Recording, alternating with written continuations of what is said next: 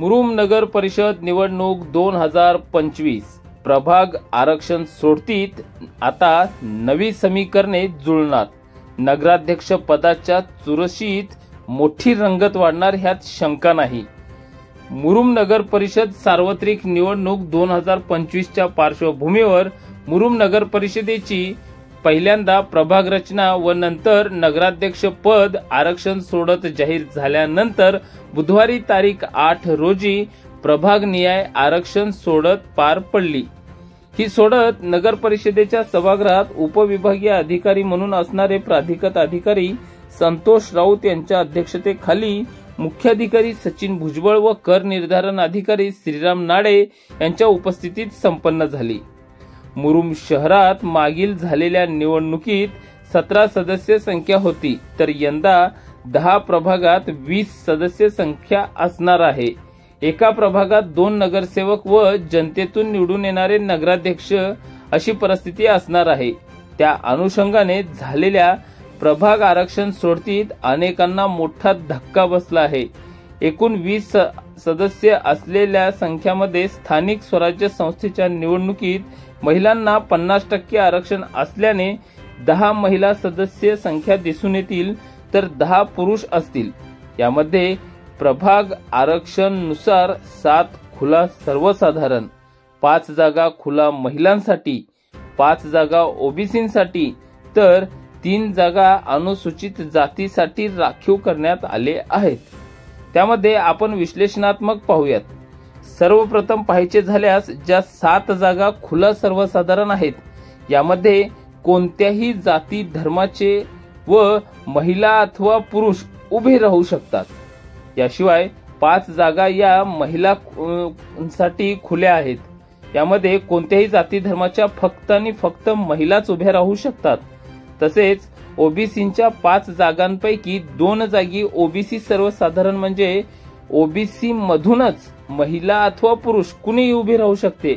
याशिवाय 2 जागी ओबीसी महिलाच उभ्या राहू शकतात आणि अनुसूचित जाती म्हणजेच एससी आरक्षित प्रभागामध्ये 3 मध्ये 2 जागी महिला तर 1 जागी एससी सर्वसाधारण राखीव करण्यात आले आहेत। मित्रांनो, नागरिकांचा मागास प्रवर्ग म्हणजे ओबीसी तर अनुसूचित जाती म्हणजे एससी असते, हे माहीत नसणाऱ्यांसाठी आपण सांगत आहोत। चला तर मग आपण राहत असलेल्या कोणत्या प्रभागामध्ये कोणत्या पद्धतीचे आरक्षण लागू झाले आहे हे प्रत्यक्ष पाहूयात। 1 नंबर प्रभाग असलेल्या गांधी चौक व परिसरात 1 ओबीसी महिला व खुला सर्वसाधारण जाहीर करण्यात आले आहे। 2 नंबर प्रभाग असणाऱ्या महादेवनगर व परिसरात ओबीसी सर्वसाधारण व खुला महिला आहे। 3 नंबर प्रभाग असणाऱ्या शास्त्रीनगर व परिसरात एससी महिला व खुला सर्वसाधारण आहे। 4 नंबर प्रभाग असणाऱ्या यशवंतनगर व परिसरात ओबीसी महिला व खुला सर्वसाधारण आहे। 5 नंबर प्रभाग असणाऱ्या संभाजीनगर व बस स्थानकामागील नेहरू नगर या परिसरात ओबीसी सर्वसाधारण व खुला महिला असे आरक्षण जाहीर करण्यात आले आहे।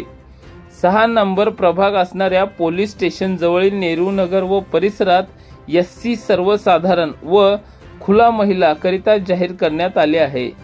7 नंबर प्रभाग असणाऱ्या मुदकन्ना गल्ली ते सोनार गल्ली व परिसरात खुला महिला व खुला सर्वसाधारण जाहीर करण्यात आले आहे।